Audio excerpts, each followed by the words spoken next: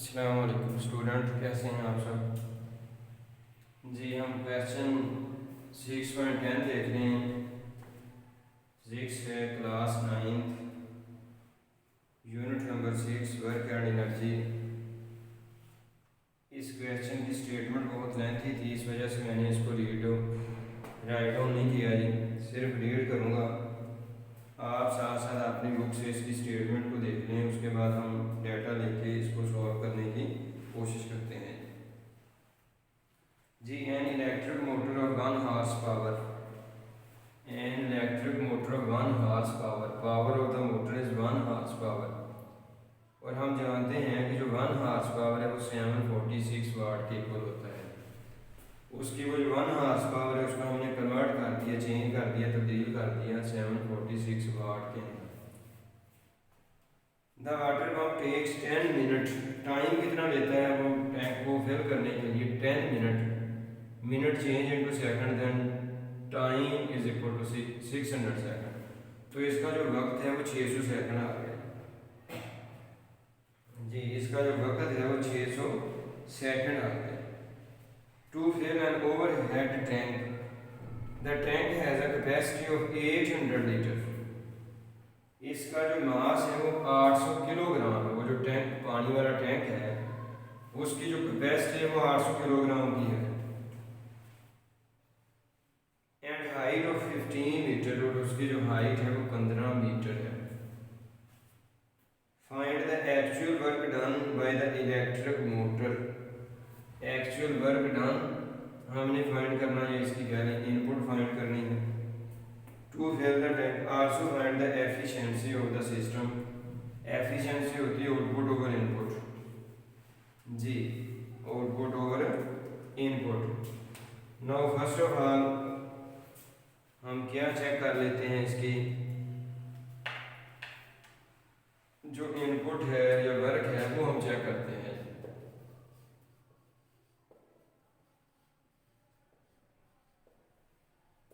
जी हम ये फाइंड करने लगे। हम सब ने पढ़ा हुआ है कि पावर का फार्मूला है, पावर है जी वर्क पर यूनिट टाइम। तो फिर W क्या होगा, P मल्टीप्लाई T। जी आई होप कि कहीं हमने पावर को पढ़ा है अभी जी। पावर हमने क्या पढ़ी है, power of motor 1 horse power 746 multiply time हमने पढ़ा है, T कितना पढ़ा है जी 600 हमने पढ़ा है। तो इसका मतलब है कि W is equal to input is equal to, इसको मल्टीप्लाई कर लेते हैं जी। 746 मल्टीप्लाई है जी, मल्टीप्लाई 600 इज इक्वल टू जी, ये आया है जी 447,600, 447,600 जी। तो ये हमने, मैं कंफर्म कर लूँ जी, 447,600 जी। ये हमने इनपुट फाइंड कर लिया, वर्क भी फाइंड कर लिया और इनपुट भी फाइंड कर लिया। ये इनपुट किस लिहाज से है, इनपुट और आउटपुट होती क्या है, इनपुट किसी इंजन की डायरेक्ट मकदार है और आउटपुट क्या है, कोई वैल्यू देने के बाद जो हमें उसके बदले में वो जो कोई चीज़ मिलती है वो उसकी आउटपुट होती है। ठीक है, तो इस इंजन की जो अपनी पावर है वो 746 वाट है। ठीक है, और इतने टाइम के अंदर ये इसकी इनपुट आ गई है, इसका वर्क आ गया। अब जो आउटपुट है इसकी, आउटपुट का क्या मतलब है कि ये इंजन, ये वाला इंजन या ये वाली मोटर जिसकी इतनी हॉर्स पावर है 1 हॉर्स पावर, ये 746 वाट पावर है इसकी, वो 800 किलोग्राम वाली टैंक को भरने में कितना टाइम लेगा, कितनी देर में वो फिल करेगा, वो उसकी आउटपुट होगी। वो कितने जूल एनर्जी लेगा वो उसकी आउटपुट होगी। अब ये जो वर्क होगा ये किस फॉर्म में होगा, ये पोटेंशियल एनर्जी की फॉर्म में होगा जी। ये वर्क पोटेंशियल एनर्जी की फॉर्म में होगा। एम की जगह एम की वैल्यू है 800, ज़रब जी की जगह एच की वैल्यू है, और एच की जगह एच की वैल्यू है 15। इन सब को हम मल्टीप्लाई कर लेते हैं, ये 2 0 एक आ गई, और 15 8 50, 15 मल्टीप्लाई 8 120, 15 मल्टीप्लाई 8 120, 1 2 3 और 3 0 ये इतने जो बता दो जी। अब एफिशिएंसी हमने फाइंड करनी थी।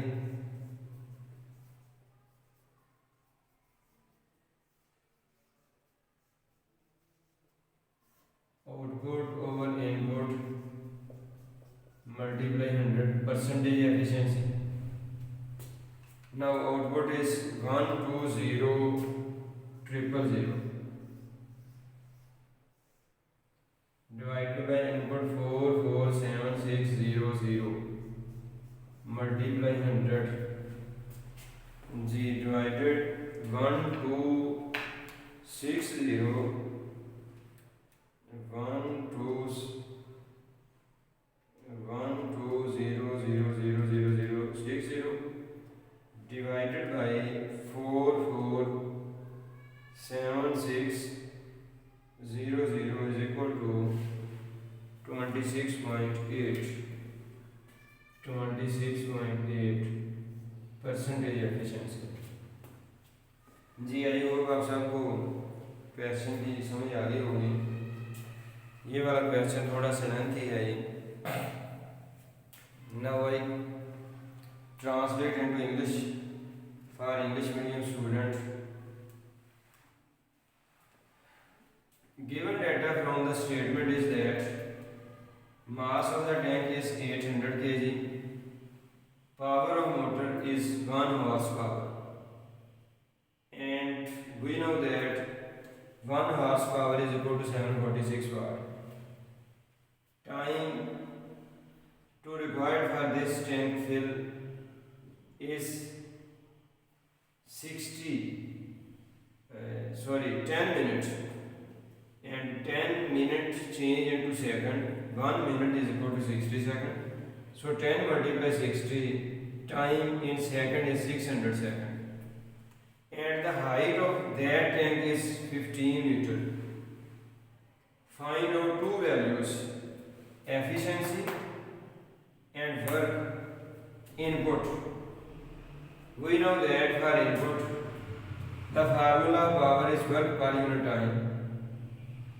Then W is equal to P sub T, P multiply T. Then put the value of P. Power of motor is 746. 746 multiply T is time is 600 in second. Then input is equal to 447600. Now we can find the output, and output in the form of potential energy, and the formula of potential energy is mgh. So put the value of mg and h from the given data. The value of m 800, g constant 10 and h is 15. Multiply these three factors, then it is equal to 120000 joule. Now find the efficiency, and the formula of efficiency is output over input multiply 100. So put the value of output is 1 to tetra 0 divided by input. Input is 447600 and multiply by 100. When we solve it, then it is equal to 26.8%. So in percentage efficiency, it is equal to 26.8. Then I hope all of you clear this question. So goodbye for next video.